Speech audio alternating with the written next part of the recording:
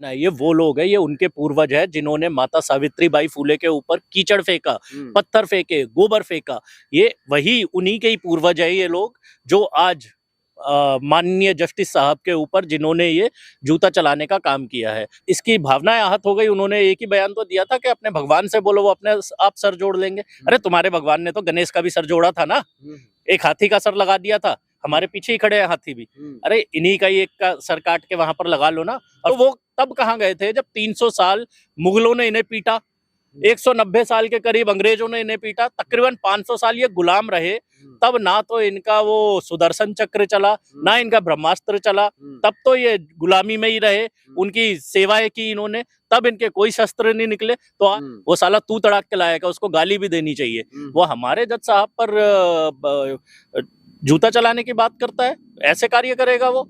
मतलब हमारे अंदर इतना गुस्सा है उसके प्रति, अगर वो मिल जाए तो उसके हम चाटे ही चाटे बजा दे, थप्पड़ ही थप्पड़ बजा दे, इस लायक है वो। और एक और वो जो राम भद्राचार्य, वो कह रहा है ऐसा नहीं करना चाहिए, लेकिन जज साहब को भी ऐसा नहीं बोलना चाहिए। अबे अंधे, तूने देखा है क्या किया उसने?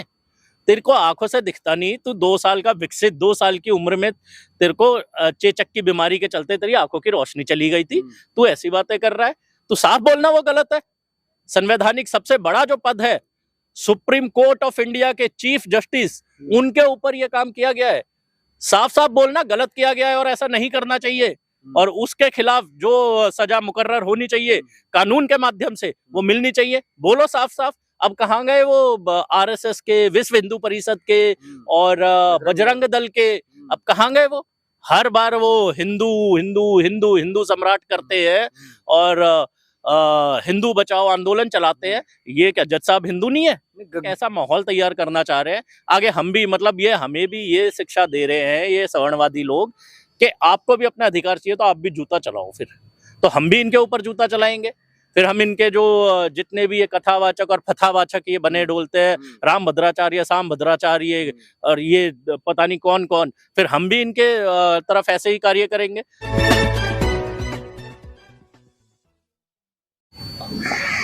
दोस्तों नमस्कार, मैं विकास, आप देख रहे हैं टीवी इंडिया और इस समय मनोज भवन जी हमारे साथ मौजूद हैं। आज कॉल दी थी सभी लोगों को कि संविधान सम्मान यात्रा निकालनी थी। राजेंद्र पाल गौतम जी की तरफ से ये कॉल थी और तमाम सोशल मूवमेंट से जुड़े हुए लोग इस समय अम्बेडकर भवन में थे, लेकिन वहाँ पर पुलिस द्वारा जो है लोगों को रोका गया और फिर इस वजह से हमें जो है साइड में जाकर थोड़ा सा इंटरव्यू करना पड़ रहा है। तमाम लोग इस समय पहाड़गंज थाने की तरफ हैं और कुछ लोग इधर उधर हैं। तो मनोज जी क्या कहेंगे, इस देश में सबसे बड़ी पोस्ट या संवैधानिक पोस्ट हम कहें चीफ जस्टिस ऑफ इंडिया की होती है और उस व्यक्ति के ऊपर भी जूता फेंक दिया जाता है। एक आईपीएस ऑफिसर पंजाब में उसको सुसाइड करना पड़ रहा है और एक मध्य प्रदेश के वकील साहब हैं, वो लगातार बाबा साहब को लेकर या तमाम दलितों को लेकर अलग अलग बयान दे रहे हैं। क्या कहना चाहेंगे? चीफ जस्टिस की घटना है, पूरे देश ने हिला दिया। मीडिया से, मेन स्ट्रीम मीडिया में खबर नहीं है और ना ही उस तरीके का विरोध है। उन्हें लगता है कि जो चीफ जस्टिस ऑफ इंडिया है वो सिर्फ दलितों के हैं, जबकि वो भारत के हैं। कैसा लग रहा है आपको?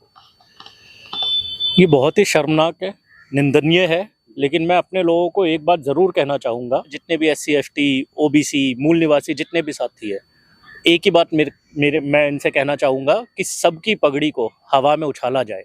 सोचता हूँ कोई अखबार निकाला जाए।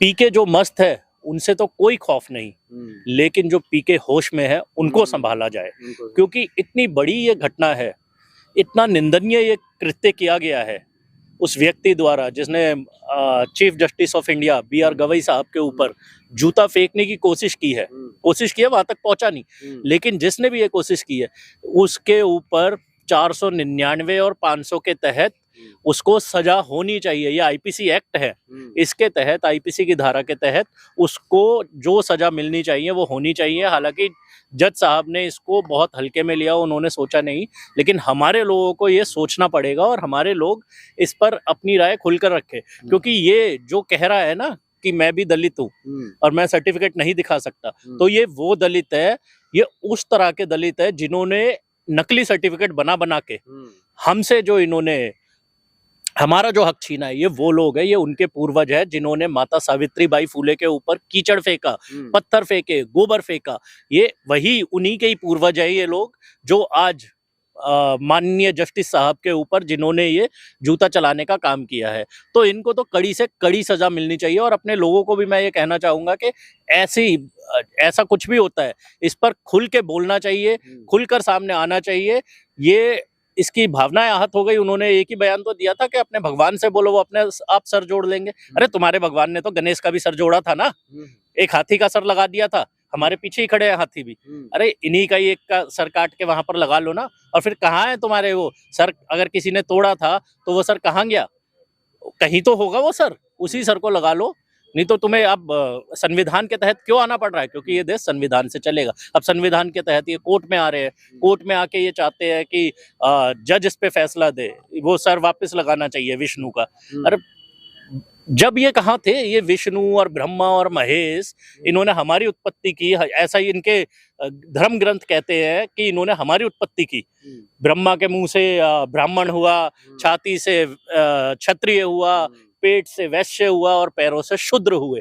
तो वो तब कहाँ गए थे जब 300 साल मुगलों ने इन्हें पीटा, 190 साल के करीब अंग्रेजों ने इन्हें पीटा, तकरीबन 500 साल ये गुलाम रहे।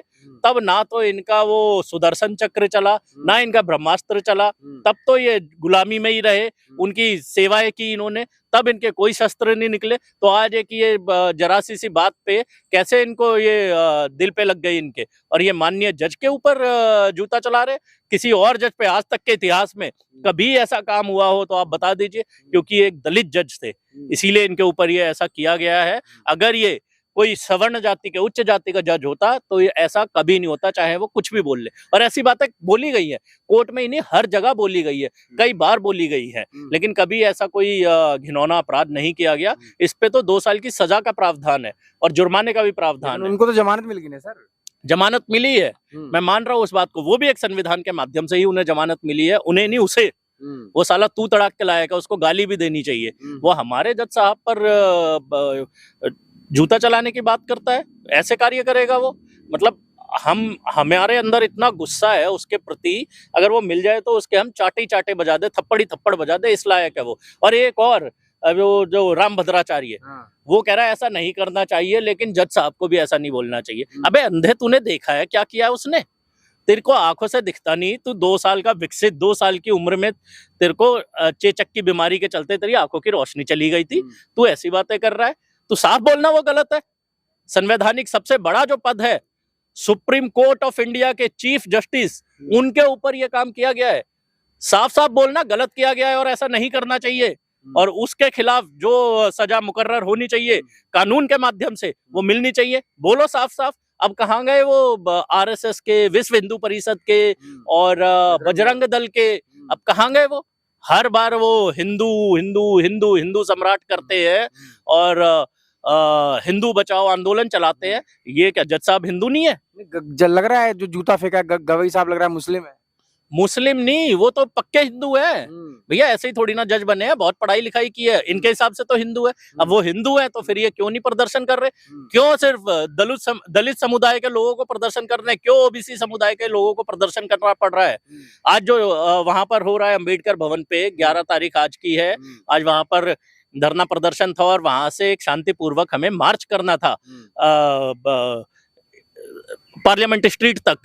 लेकिन मैं भी वहीं जा रहा था, मुझे रास्ते में ही बैरिकेड करके रोक दिया गया और गाड़ी मेरी वापस मुड़वा दी। मुझसे बस ये गलती हो गई, मैंने बताया भाई वहां पर ऐसे ऐसे एक प्रोटेस्ट है, उसमें मैं जा रहा हूँ। उसके बाद तो बैरियर ऐसे लगा दिए जैसे मैं भी कोई मुजरिम हूँ। अरे प्रोटेस्ट करना शांतिपूर्ण तरीके से, वो भी अब क्या कोई जुल्म हो गया है इस सरकार में, इस देश में? मतलब ये करना क्या चाहते हैं, कहना क्या चाहते हैं, इनकी तो बात ही समझ के परे है बिल्कुल भी। और अगर ये माफी नहीं मांगता, जबकि ये मतलब राजा बन के, पैरों पे पैर रख के मीडिया में इंटरव्यू दे रहा है, सेलिब्रिटी बन गया है ये है। एएनआई वाले पहुंचते हैं और बड़ी बड़ी मीडिया वाले पहुंचते हैं उसके पास। जज साहब का तो इंटरव्यू लो जाके, उनसे तो पूछो। उनके पास कोई नहीं गया, जिसने किया उसके पास गए। तो ये एक ऐसा माहौल तैयार करना चाह रहे हैं आगे हम भी, मतलब ये हमें भी ये शिक्षा दे रहे हैं ये सवर्णवादी लोग कि आपको भी अपना अधिकार चाहिए तो आप भी जूता चलाओ। फिर तो हम भी इनके ऊपर जूता चलाएंगे। फिर हम इनके जो जितने भी ये कथावाचक और फथावाचक ये बने डोलते हैं, राम भद्राचार्य, साम भद्राचार्य और ये पता नहीं कौन कौन, फिर हम भी इनके तरफ ऐसे ही कार्य करेंगे, जो कि गलत है। हम संविधान को मानने वाले लोग हैं, हम संविधान के दायरे में रह के काम करते हैं। लेकिन अगर ये हमारे मूल निवासी साथियों के साथ ऐसा कुछ भी करेंगे तो हम इनका खुलकर विरोध करेंगे, करते थे, करते हैं, करते रहेंगे। जो मध्य प्रदेश के एडवोकेट हैं मिश्रा, वो लगातार कह रहे हैं कि स्वर्ण समाज को जो गालियां दी जा रही हैं, आप कैसे देख रहे हैं इसको? सवर्ण समाज गलत काम करेगा तो गालियां दी ही जाएंगी, वो है ही गालियों के लायक। जब तुम झूठ बोल के मैं दलित हूँ, मैं भी दलित हूँ, वो जो ये जिसने ये जूते वाला कांड किया है, प्रकरण किया है, तो ये खुद अपने आप को सवर्ण बता रहा है, जबकि ये सवर्ण है ही नहीं। ये सॉरी, ये दलित बता रहा है, जबकि ये दलित है ही नहीं, ये तो सवर्ण जाति से है।